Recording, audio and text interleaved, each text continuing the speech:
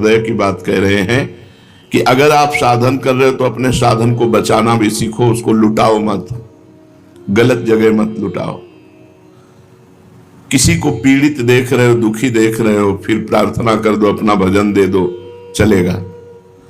लेकिन इंद्रियों की गुलामी में भजन को छीन कर देना है, बिल्कुल अनुभव नहीं होगा बहुत लंबे समय तक, और आपको साधन में अश्रद्धा हो जाएगी और तत्परता तो रह ही नहीं सकती है। जितेंद्रीय पुरुष तत्पर नहीं रहता। सबसे बड़ा दोष होता है कि जब हमसे गलती होती तो हमें अपने साधन पर विश्वास हो जाता है, और जो संयतेंद्रीय नहीं है उसकी दिनचर्या एक जैसी कभी चल ही नहीं सकती, ये पहचान है। एक जैसी दिनचर्या संयत इंद्रिय वाला, संयतेंद्रिय, तब ज्ञानम लब्ध्वा पराम शांति मचरेणाधिगच्छति। श्रद्धावान लभते ज्ञानम तत्परा संयतेंद्रिय। दो साधन तो इसमें स्पष्ट प्रकट हो गए, तत्परा, संयतेंद्रिय और श्रद्धा। अपने साथ तीनों बातें इसमें आ गई।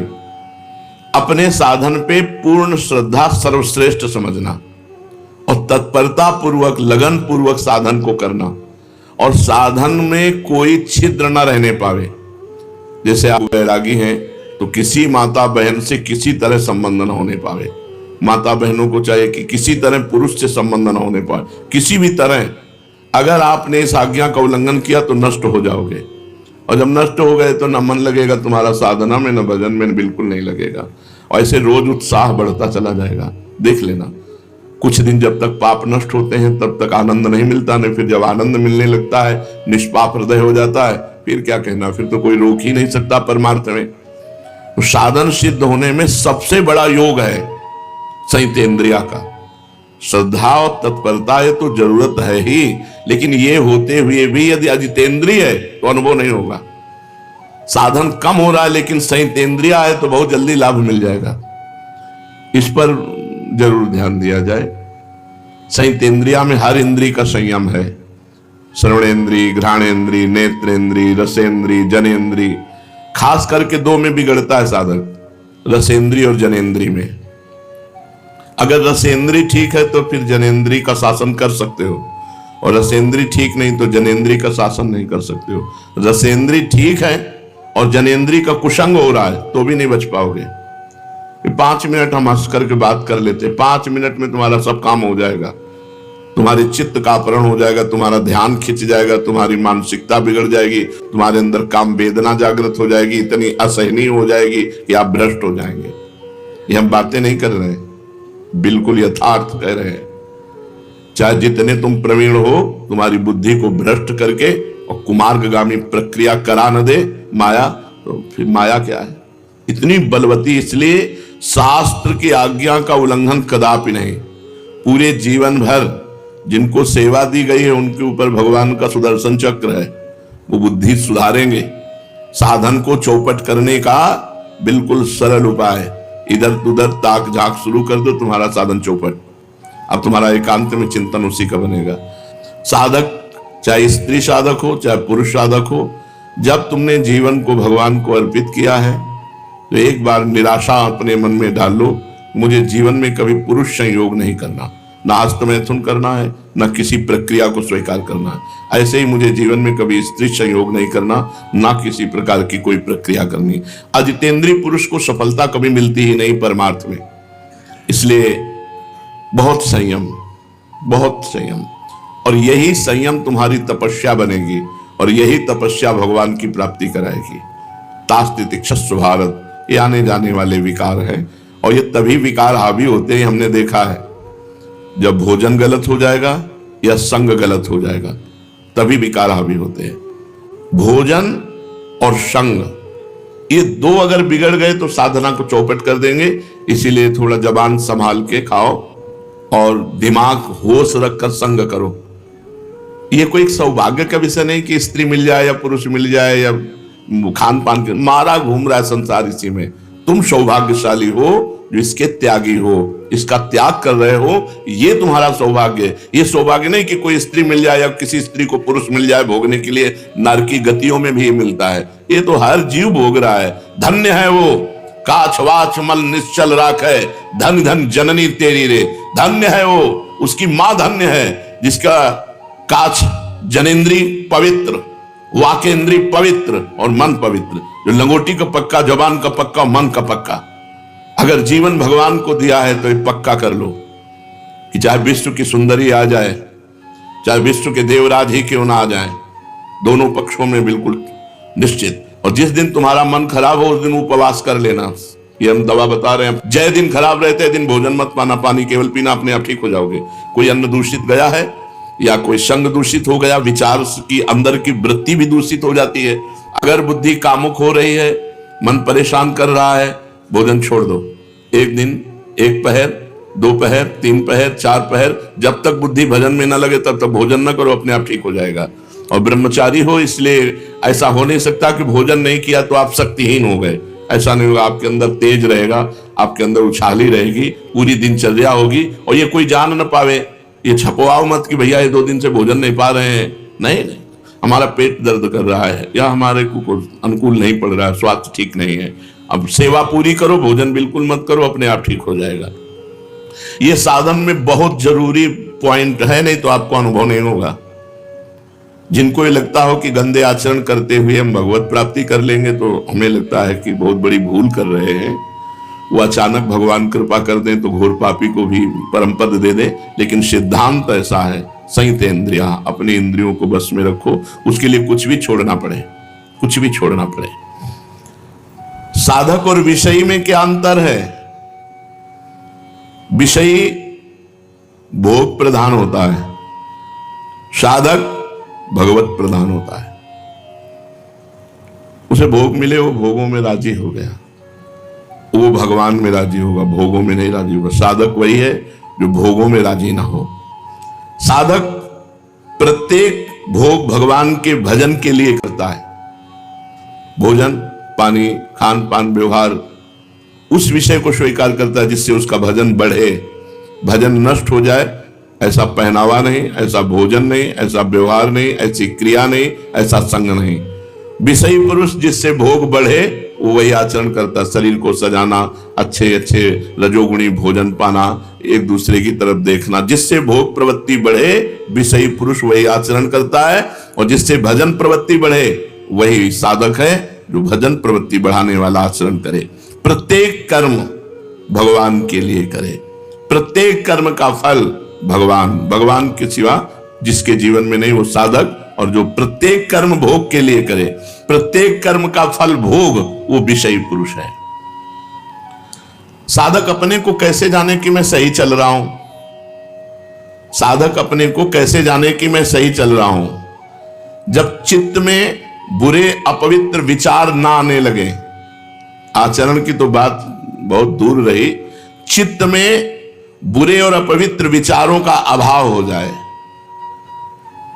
जीवन में विनय आ जाए, सबसे झुकना, एकदम दैन्य, विषय चिंतन का अभाव होने लगे और अनुभव हो कि भगवान की हेतु की कृपा है हमारे ऊपर।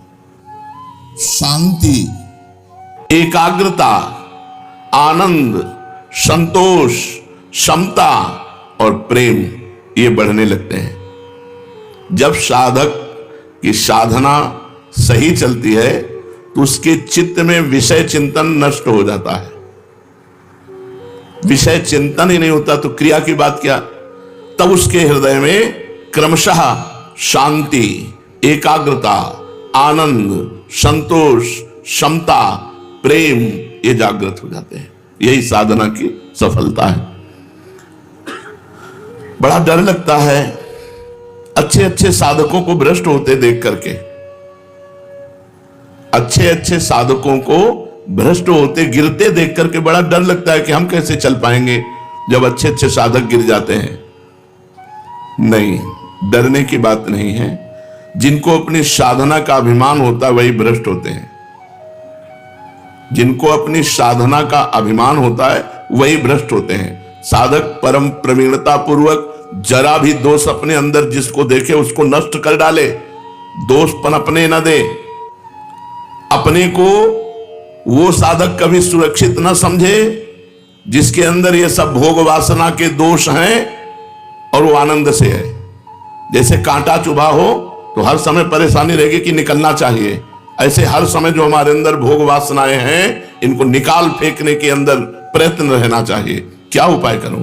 भगवान से रोए, प्रार्थना करे, खूब नाम जप करे, तत्परता पूर्वक साधन करे, उपवास करे, जैसे बने भोग वासना को जड़ से उखाड़ फेंके, नहीं तो भ्रष्ट कर देगी, गिरा देगी। अच्छे साधक कहे जाते हैं पर होते नहीं है वो, तभी वो भ्रष्ट होते हैं।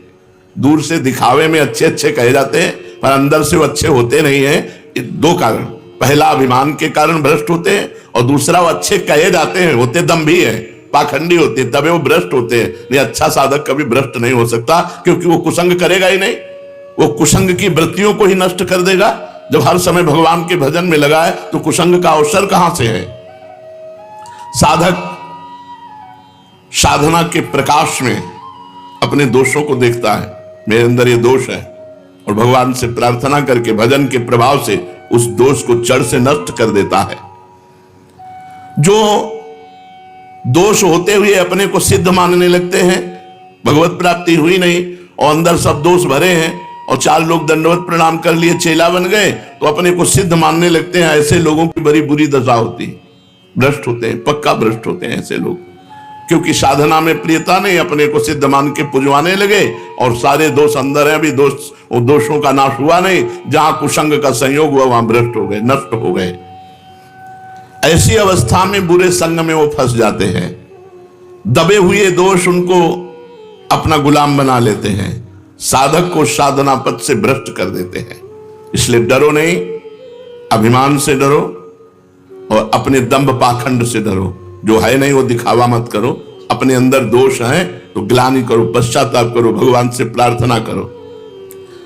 साधना पथ की रक्षा किस प्रकार से करें कि हम गिरे ना?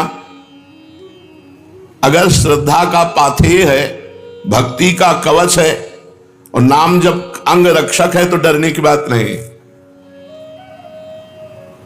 श्रद्धा का पाथेय है, श्रद्धा ये पूरे रास्ते में चलने का आहार समझो, बिना श्रद्धा के इस मार्ग पे चला नहीं जा सकता। तो श्रद्धा का पाथेय, भक्ति का कवच और नाम जप अंग रक्षक। नाम पहारू दिवस निशी, रात दिन नाम का पहरा है तो तुम्हारी साधना को कोई बाल बांका भी नहीं कर सकता। भक्ति का कवच कोई तोड़ नहीं सकता, और श्रद्धा है तो बढ़ती चली जाएगी साधना। कभी भी ऐसा साधक भ्रष्ट नहीं होता जो श्रद्धा का पाथेय, भक्ति का कवच और नाम जप का सरदार साथ रखता है। अंग रक्षक सरदार नाम जप है, ये महाबलवानों का भी बलवान है, बाल बांका नहीं हो सकता। बार बार आप कहते हैं कि तीव्र उत्कंठा होनी चाहिए साधना में, तो ये तीव्र उत्कंठा कैसे हो साधना में? ये किसी शुभ कर्म का फल नहीं है। तीव्र उत्कंठा ये तो साधु संग से प्राप्त होती है। जैसे आप रोज सत्संग सुन रहे हैं, रोज सत्संग सुने तो आपके अंदर उत्कंठा जागृत हो जाएगी कि विषयों का त्याग करके एकदम। जो तीव्र उत्कंठा है ये किसी कर्म फल से नहीं मिलती, ये साधु संग से मिलती है। जितने परिवर्तित हुए हैं सब साधु संग से हुए, और साधु संग ऐसा नौका है कि आपको मोह त्यागने का कितना कष्ट हुआ बताओ? कौन सा आपने उपाय किया जिससे आपने मोह त्याग दिया? बस हवा आई और बहकर वृंदावन आ गए, मोह का त्याग अपने आप सहज में हो गया। नहीं, मोह त्याग। एक सन्यासी जी मिले थे हमें काशी में, मिलते रहते थे घाट में जब जाते, वो विश्वनाथ जी जाया करते थे घाट में, जैसे मिलते तो प्रणाम करते। तो एक दिन बड़े उदास थे, हमने कहा आज आपका चेहरा उदास है, किसी गूढ़ विषय पर चिंतन है क्या? तो उनका गूढ़ विषय क्या, 90,000 रुपया जमा किया था, ये 25-30 वर्ष पहले की बात होगी। हमारे भाई की बिटिया का ब्याह था, हमने दे दिया। बिटिया का ब्याह हुआ, इसके बाद उसका दूल्हा मर गया, तो भाई कहता कि तुम्हारे सन्यास के पैसा लगे, इसलिए हमारी बिटिया का सुहाग उजड़ गया। तो हमने यहाँ काशी के संतों से भी पूछा, तो उन्होंने कहा सन्यासी का पैसा तो गृहस्थ में नहीं जाना चाहिए, 1-1 रुपया दान पुण्य का। बोले बहुत समस्या हो गई। अब आप समझो वो थे 70 वर्ष के, 70 वर्ष के होने पर भी अपने परिवार की ममता नहीं छोड़ पाए थे। अपने भाई भतीजा और भतीज बिल्कुल जिस मार्ग में चल रहे हो, इस मार्ग में सब जगह से समिट कर एकमात्र प्रभु, एकमात्र प्रिया प्रीतम। तो ये साधु संग से स्वभाव, सर्वसंग पहो ही माम, सत्संगः सर्वसंगो पहो ही माम। समस्त संगों का अपने आप त्याग करवा देगा यदि सत्संग हो रहा है। रोज सत्संग सुनने को मिले तो निश्चित सारे दोषों पर विजय प्राप्त हो जाएगी। श्री भगवान की अपार कृपा उस पर बरसती है जो साधु संग करता है। उस कृपा के प्रभाव को जानकर उसके जीवन में भगवत प्राप्ति की तीव्र उत्कंठा आ जाती है। असली उपाय है भगवान की कृपा से साधु संग हो जाना, जिससे भगवान की महिमा और इस जीवन का परम लक्ष्य, कि मेरे जीवन का लक्ष्य क्या है, भगवत प्राप्ति। साधना में क्या मापदंड रखें कि मेरी चाल धीमी चल रही है या मेरी चाल उत्तम चल रही है। सही साधक वही है जो अपनी चाल को धीमी ही समझता है। मेरी चाल उत्तम है, यह उत्तम साधक का लक्षण नहीं है।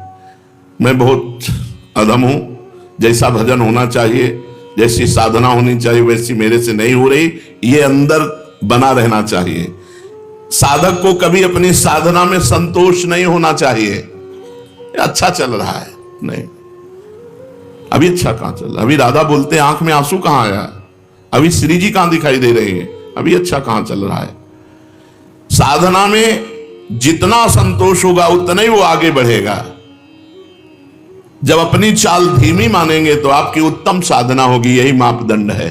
साधना में असंतोष और अपनी चाल धीमी मानना और सबको भजनानंदी मानना। सब महान है, अधम तो हम ही है, भेष रखे हैं और जैसा भजन होना चाहिए वैसा नहीं होता, ऐसा अंदर दुख बना रहना चाहिए, उसकी साधना उत्तम बढ़ेगी। साधना जल्दी सिद्ध हो जाए, अपनी तरफ से क्या उपाय करना चाहिए।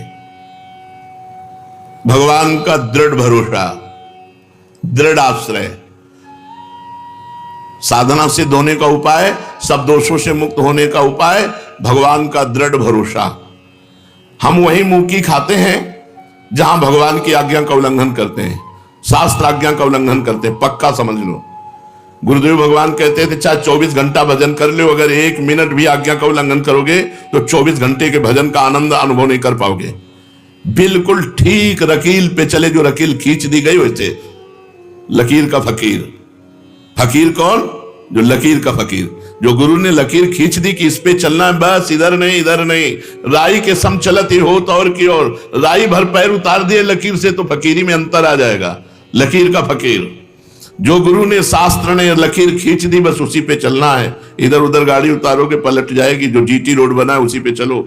ये जो संप्रदाय है, जो मार्ग है, ये जीटी रोड है, राजमार्ग है, इसमें गिरोगे नहीं।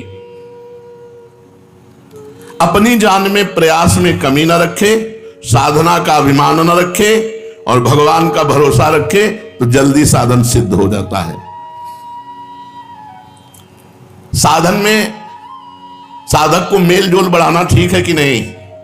ये हमारे दोस्त हैं, हमारे परमार्थिक अगर हैं, भजनानंदी हैं तो कोई दोष नहीं है, और अगर थोड़ी भी संसारिकता उसमें है तो तुम्हें गिरा देगी। इसलिए दोस्त नहीं बनाना चाहिए। जीवन में दोस्त नहीं बनाया आज तक, अभी कोई दोस्त नहीं, आगे भगवान जाने। आज तक कोई दोस्त नहीं तो दुश्मन का सवाल ही नहीं होता। जब दोस्त हो तो दुश्मन हो, न दोस्त है न दुश्मन है। भगवान ने बड़ी कृपा की, आज तक एक दोस्त नहीं, एक भी नहीं है। वृंदावन में रहते हुए 27-28 वर्ष हुए जा रहे हैं, एक भी दोस्त नहीं। पीछे तो वैराग्य में जीवन रहा तो वहां दोस्त का सवाल ही नहीं उठता। यहां भी एक भी दोस्त नहीं। कोई सब संत महंतों की चरण रज माथे पे है, लेकिन अपना किसी से नहीं है कि अमुक आश्रम के अमुक महंत से हमारा प्रेम है। सबसे प्रेम है, सबकी चरण रज वंदना है, लेकिन अपनी दोस्ती किसी से नहीं है। परमार्थ में, साधन मार्ग में मेल जोल बिल्कुल ठीक नहीं है। मेल जोल में धोखा हो जाएगा।